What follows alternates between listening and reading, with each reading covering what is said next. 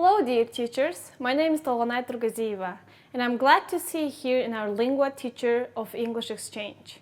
Last time we discussed how to teach listening. Do you remember what were the 3 stages in a listening lesson? You are right, they were pre-listening, during listening and post-listening, shortly PDP framework. Today I have prepared a reading lesson for you. We will show you how to use the same framework for a reading lesson. Please open your 8th grade textbook on page 181. While watching the lesson, please identify 3 stages of the lesson. Without further ado, let's get started.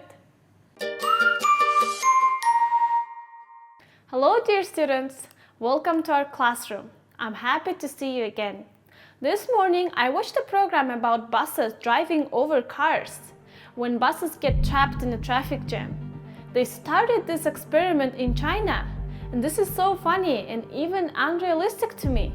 I started thinking whether this would be possible in Bishkek. Anyway, this program made me think about some great changes in our life in the future. By the way, do you often happen to think about the future? Do you get excited thinking about it? Well, let's talk about it today. What year is it now? Right, it's 2021. Okay, and let's take 49 years from now. What will it be in 49 years? Yes, it will be 2070. Okay, let's turn on our imagination here. Which aspects of life do you think will be different? I think education will be different for sure. Let's write it down.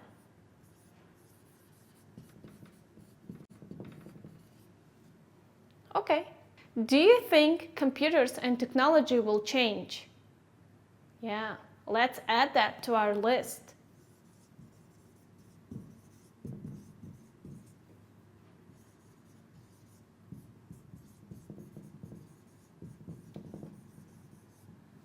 How do you think these aspects of life might change in the future? Oh, I love imagining the future. It seems so exciting. Let's start with education. I think in 2070, all students in the world will be able to study online without any problems, because everyone will have computers and unlimited access to the internet. Now, please work with a classmate and discuss the rest. I wonder, what are your ideas about the future? Okay, so let's discuss some of them together. I think computers and technology will be very smart and everyone will have access to them. And if we talk about work, I think many people will start working from home and it will be more convenient for everyone. Good job! To continue our discussion, let's learn some useful words. Okay, it's a verb which means to make air, water or nature dirty. Yes, it's to pollute. Can you drink polluted water? No, because it can be dangerous because it's dirty. Do cars pollute the air? Yes. Cars that use oil and petroleum pollute the air. Listen. Pollute. Pollute. Repeat after me.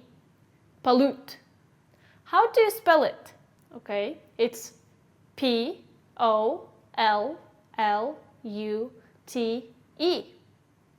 Where's the stress? Pollute. Yes, it's in the first syllable. Okay. Next word, it's an adjective, which means not harmful to the environment.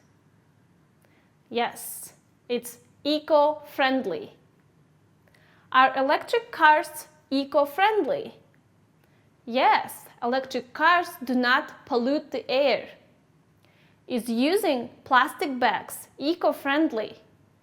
No, because they pollute the environment.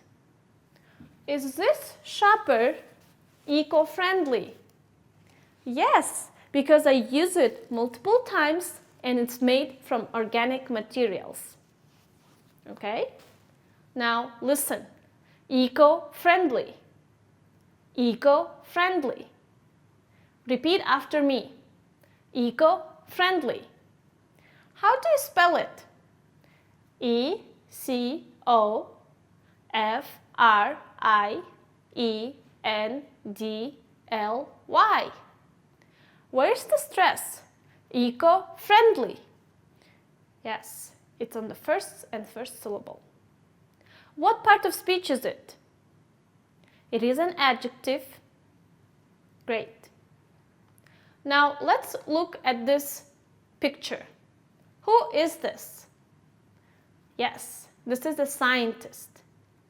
Listen, scientist. Repeat after me. Scientist. Okay. How do you spell it? S-C-I-E-N-T-I-S-T.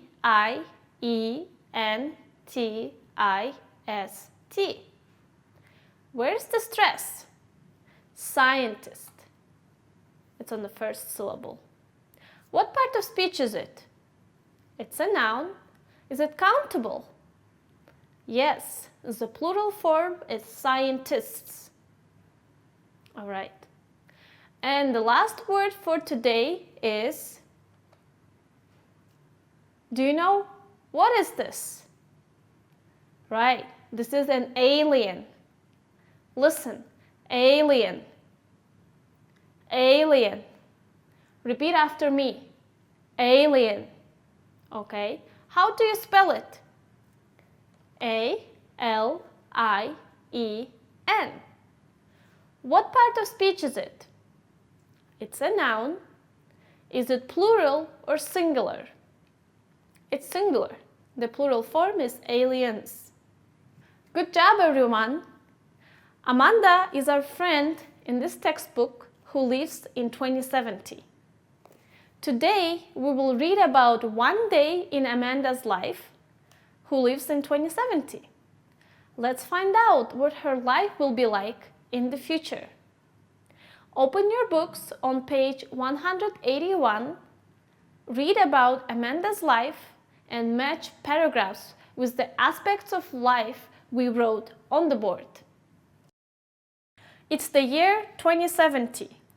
Amanda wakes up in her comfortable, eco-friendly house where she lives with her parents and little brother. Nowadays, all houses are eco-friendly. People stopped using bricks and concrete many years ago because the production of these materials polluted the environment a lot.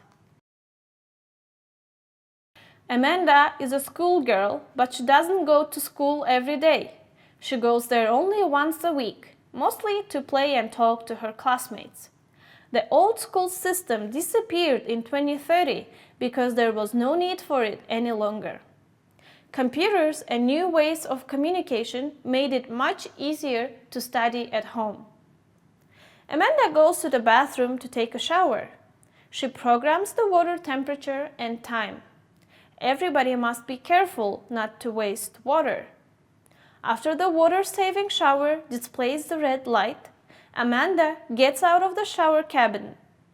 She does not use any towel because the fan dries her body. On her way back to her room, she sees her father in his study. He's having a live video conference with his colleagues from all over the world. In her room, she gives a voice command to the TV screen, which takes up the whole wall, to find a music channel. Amanda loves listening to music in the morning. Her parents usually watch the news. They are interested in space travel and economics. Amanda is not so interested in the news, though yesterday's news program made her really excited. Another space mission has returned from Mars. The scientists discovered a new planet. The signals that they received indicated that there might be life there, and very soon aliens will come to Earth to say hello. It's time to get ready for breakfast now.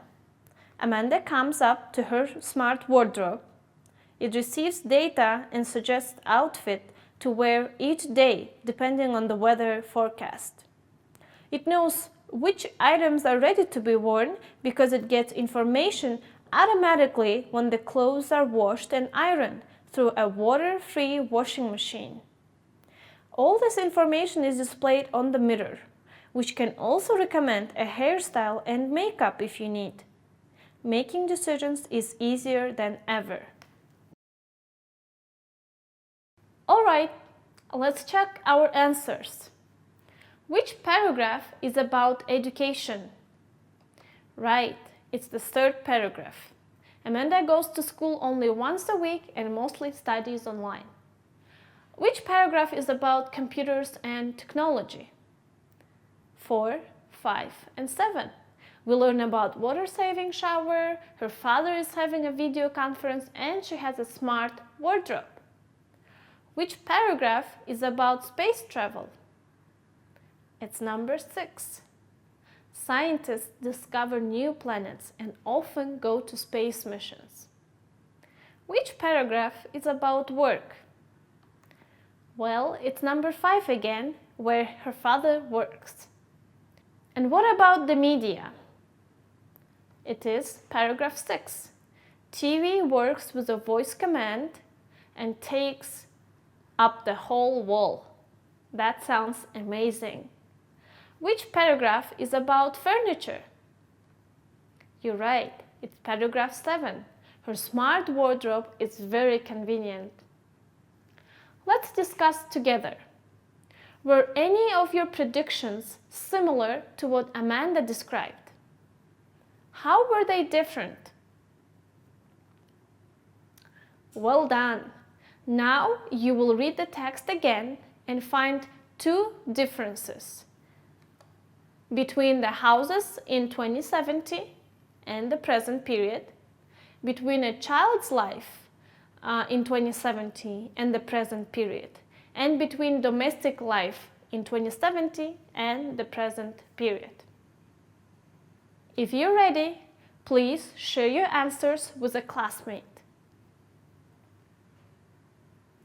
I hope you were able to find some differences. Let's discuss some of them together. The houses in the future are made of eco-friendly materials and they have smart controlling systems. Children mostly study at home, but I think recently it was the same for all of us. There are lots of smart devices around the house in the future. Many things are automated. People use water-saving showers, which is really great for our environment. Now, I want to hear your personal opinions. Discuss with your classmate